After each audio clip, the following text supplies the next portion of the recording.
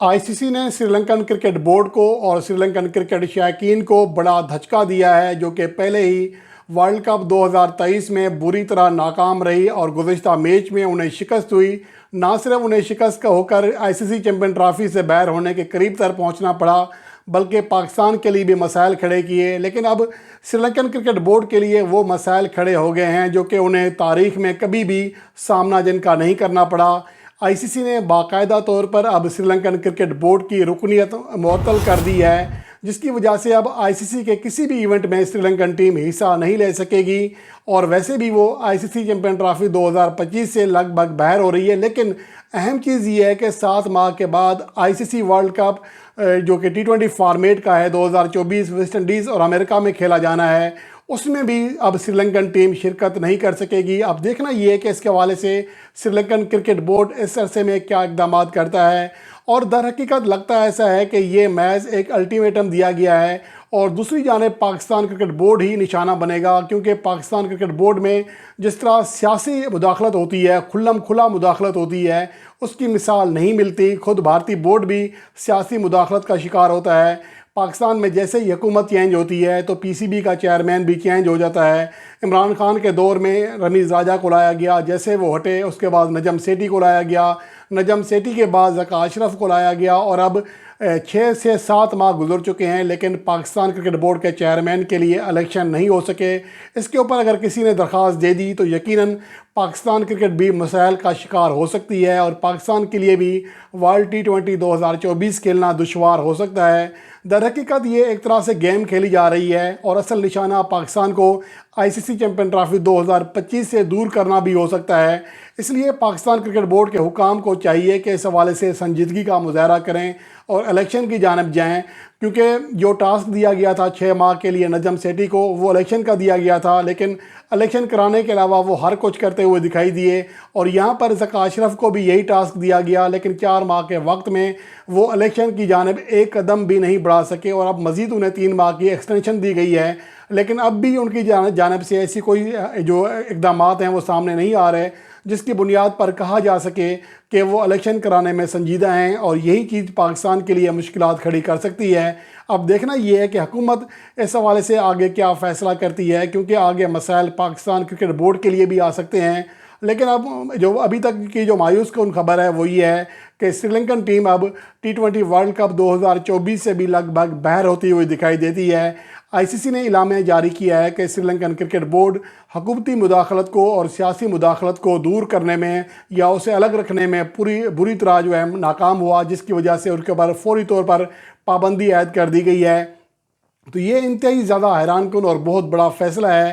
یہ گزشتہ 4 سال میں دوسرا بڑا ملک ہے جس کے اوپر بین لگایا گیا، جس کی رکنیت ختم کی گئی۔ اس سے پہلے زمبابوے کی 2019 میں رکنیت معطل کی گئی تھی، جس کے بعد آئی سی سی سے جو ملنے والا فنڈ ہے وہ بھی انہیں جاری نہیں کیا گیا تھا۔ تو اب یہ پاکستان کرکٹ بورڈ کے لیے آنکھیں کھولنے کے لیے کافی ہیں کہ یہاں پر ہر دوسرے دن حکومت جو ہے chairman P C B change کر رہی ہوتی ہے، کبھی کوئی چیئرمین عدالت جا رہا ہے، کبھی کچھ، لیکن الیکشن کی جانب کوئی نہیں جا رہا۔ نہ ہی ہمارے جنرل الیکشن ہو رہے ہیں اور نہ ہی پاکستان کرکٹ بورڈ کے چیئرمین کے الیکشن ہو رہے ہیں۔ تو یہ کھلا مداخلت ہے، اور یہ پاکستان کے لیے بہت بڑا خطرہ بن سکتا ہے اس کے حوالے سے۔ تو ایک تو یہ خبر ہے، اور اس کے علاوہ آج کی ایک اور بڑی خبر ہے کہ پاکستان سپر لیگ 2024 کے لیے جو پاکستان کے پلیئرز ہیں ان کی نئی کیٹیگریز کا اعلان کر دیا گیا ہے۔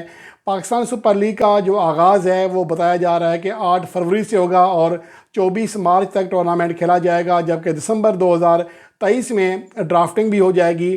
اب اس کے حوالے سے دیکھنا یہ ہے کہ جو تیاریاں کی جا رہی ہیں وہ کہاں تک ہیں۔ میں یہاں پر کیٹیگریز کی بات پہلے کر لیتا ہوں۔ پلاٹینم کیٹیگری میں اسلام آباد یونائٹڈ نے شاداب خان کو رکھا ہے، اور باقی ان کے پاس مزید کم چوائسز ہو جائیں گی۔ اس کے علاوہ کراچی کنگز نے اماد وسیم کو پلاٹینم کیٹیگری میں رکھا۔ اس سے پہلے حیدر علی بھی تھے جو کہ گزشتہ سال حیران کن طور پر پلاٹینم کیٹیگری میں تھے، حالانکہ ان کی کارکردگی سب کے سامنے ہے۔ اس کے علاوہ لاہور قلندر نے 3 کھلاڑیوں کو پلاٹینم کیٹیگری میں رکھا ہے۔ ان کے پاس اب زیادہ چوائس نہیں ہوگی اس کیٹیگری سے بڑا پلیئر رہنے میں۔ شاہین افریدی، فخر زمان اور حارث روف یہ ان کی پلاٹینم کیٹیگری کے پلیئر ہیں۔ ملتان سلطانز نے محمد رضوان کو پلاٹینم کیٹیگری میں برقرار رکھا ہے۔ اس کے علاوہ پشاور زلمی نے بابر اعظم کو، اور جبکہ کوئٹہ گلیڈیٹرز نے نسیم شاہ اور افتخار احمد کو پلاٹینم کیٹیگری میں رکھا ہے۔ اس کے علاوہ اگر ڈائمنڈ کیٹیگری کی بات کریں تو اسلام آباد یونائیٹڈ نے آصف علی، محمد وسیم جونیئر، حسن علی، اعظم خان اور فہیم اشرف کو اپنی ڈائمنڈ کیٹیگری میں برقرار رکھا ہے۔ اس کے علاوہ کراچی کنگز نے شعیب ملک اور محمد عامر کو، اس کے علاوہ لاہور قلندر کا کوئی کھلاڑی ڈائمنڈ کیٹیگری میں برقرار نہیں ہے۔ ملتان سلطانز کی بات کریں تو شان مسعود، خوش دل شاہ اور اسامہ میر کو ڈائمنڈ کیٹیگری میں رکھا گیا۔ پشاور زلمی نے وہاب ریاض، محمد حارث اور سائم ایوب کو رکھا ہے ڈائمنڈ کیٹیگری میں، جبکہ کوئٹہ گلیڈیٹرز کے جو کھلاڑی ہیں ان میں محمد نواز، محمد حفیظ اور سرفراز احمد کی کیٹیگری ڈائمنڈ کر دی گئی ہے۔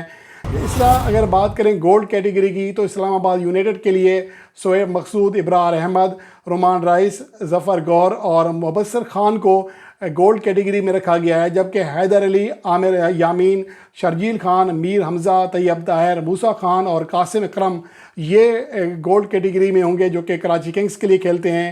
لاہور قلندر کے لیے حسین طلعت، عبداللہ شفیق، کامران غلام، مرزا طاہر بیگ اور زمان خان کو گولڈ کیٹیگری میں رکھا گیا ہے۔ ملتان سلطانز کے اگر وہ پلیئر جو کہ گولڈ کیٹیگری میں شامل ہوں گے ان میں عباس افریدی، احسان اللہ، عرفات مہناز، شاہ نواز ذہانی اور انور علی ہیں، جبکہ پشاور زلمی کے گولڈ کیٹیگری کے پلیئرز میں دانش عزیز، ارشد اقبال، عامر جمال، سلمان ارشاد، عثمان قادر، حارث سہیل اور سفیان مقیم ہیں۔ اس کے علاوہ کوئٹہ گلیڈیٹرز کے جو پلیئرز ہیں گولڈ کیٹیگری میں ان میں محمد حسنین، احسان علی، عمر اکمل، عمیر بن یوسف اور سعود شکیل شامل ہیں، جبکہ سلور کیٹیگری میں جو پلیئرز جن کا اعلان کیا گیا ہے پی سی بی کی جانب سے ان میں اسلام آباد یونائیٹڈ کے ذیشان ضمیر ہیں، کراچی کنگز کے محمد اخلاق اور محمد عمر، جبکہ عاقب جاوید بھی ہیں اس فہرست میں۔ لاہور قلندر کی جو سلور کیٹیگریز کے پلیئر ہیں ان میں دلبر حسین، احمد دانیال لطیف، اس کے علاوہ احسن حفیظ بھٹی اور جلاد خان، جبکہ ملتان سلطانز کے سلور کیٹیگری کے پلیئرز میں سمین گل، سرور افریدی، عماد بٹ اور محمد الیاس شامل ہیں۔ اس کے علاوہ پشاور زلمی کی اگر بات کریں تو خرم شہزاد کو سلور کیٹیگری میں رکھا گیا ہے۔ اس کے علاوہ کوئٹہ گلیڈیٹرز کی سلور کیٹیگری کے پلیئر میں امید آصف، محمد زاہد، ارشد اللہ اور بسم اللہ خان کو رکھا گیا ہے۔ تو یہ وہ پلیئر ہیں جو کہ پاکستان کرکٹ بورڈ کی جانب سے جن کی نئی کیٹیگریز جاری کی گئی ہیں، اور اب اس کے بعد جو فیصلہ کیا جائے گا تمام جو 6 فرنچائز ہیں اپنے 8 جو پلیئرز ہیں برقرار رکھنے کا اعلان کریں گی، پھر فیصلہ کیا جائے گا کون سی کیٹیگری سے کون کون سے پلیئر برقرار رکھے جاتے ہیں۔ اس کے بعد پھر ڈرافٹنگ کا مرحلہ شروع ہوگا۔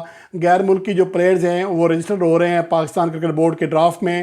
تو اس حوالے سے اب پاکستان کرکٹ بورڈ نے باقاعدہ طور پر پاکستان سپر لیگ کے آنے والے سیزن کی تیاریاں شروع کر دی ہیں، اور پاکستان کے شائقین اس حوالے سے پرعزم ہیں کہ اس بار اچھی کرکٹ دیکھنے کو ملے گی۔ البتہ یہ ضرور کہا جا رہا ہے کہ ایونٹ شاید یو اے منتقل کرنا پڑے، لیکن اس کے ساتھ ساتھ اہم چیز یہ بھی ہے کہ اس بار پاکستان سپر لیگ اس لیے بھی زیادہ اہم ہوگا کہ اس کے بعد پاکستان کے پلیئرز نے T20 ورلڈ کپ 2024 کھیلنا ہے، اور آؤٹ کلاس کارکردگی پاکستان کے کسی بھی پلیئر کو پاکستان کے T20 اسکواڈ میں جگہ بنا سکتی ہے، ان کے موقع دے سکتی ہے۔ خاص طور پر سائم ایوب اور شرجیل خان کی کارکردگی کے اوپر بہت زیادہ نگاہیں ہوں گی۔ اس کے علاوہ پاکستان کو مڈل آرڈر میں یا آل راؤنڈر کے طور پر بھی ایک اہم کھلاڑی درکار ہے۔ گو کہ عماد وسیم کی پاکستان کے T20 اسکواڈ میں واپسی ہو چکی ہے، لیکن اس کے باوجود پاکستان سپر لیگ کے آنے والے سیزن میں ان کی کارکردگی کے اوپر نگاہیں ہوں گی۔ پھر دیکھنا ہوگا کہ وہ اس سیزن میں کیسی کارکردگی دکھاتے ہیں، جس کے بعد ہی فیصلہ کیا جا سکے گا کہ انہیں T20 اسکواڈ میں برقرار رکھنا ہے یا نہیں۔ اس لیے بہت سارے ایسے پلیئرز ہیں جن کے لیے پاکستان سپر لیگ کا آنے والا سیزن بہت ہی زیادہ اہمیت کا حامل ہے۔